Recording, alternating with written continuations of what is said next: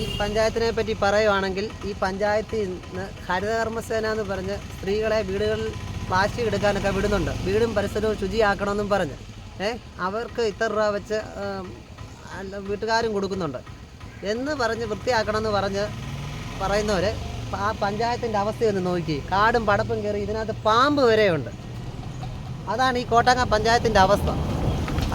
അതുപോലെ ജോലിക്കാർ കൃത്യമായ സമയത്ത് വരുന്നതുമില്ല. ഒരുപാട് ആൾക്കാരെ കൊണ്ട് ഞങ്ങൾ ഓട്ടം വരുന്നതാണ്.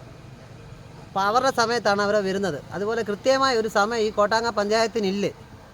ഇതെല്ലാം അറിയാനുള്ള ഒരു ഇത് ഞങ്ങൾക്കുണ്ട്.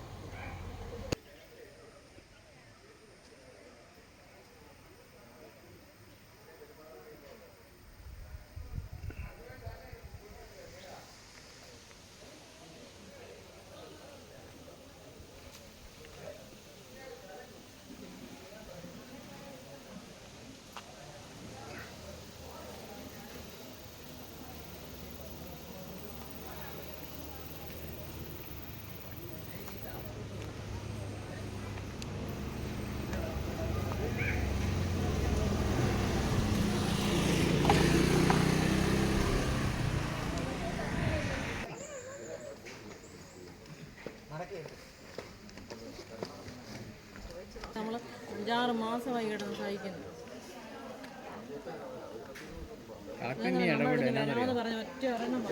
കളക്ടറെ ഇടപെട്ടോളൂ. ഈ പാറമട വിഷയത്തിൽ പുള്ളിയല്ലേ ഇച്ചിരി പിടി അവിടുന്ന് പിടിച്ചു കഴിഞ്ഞാൽ അത് അവിടെ ചെല്ലുക, അവിടുന്ന് തിരിച്ച് ഇങ്ങോട്ടടിക്കുക. നാളിലുണ്ടെങ്കിൽ മാത്രം ഫുൾ സ്പീഡിലാണ്.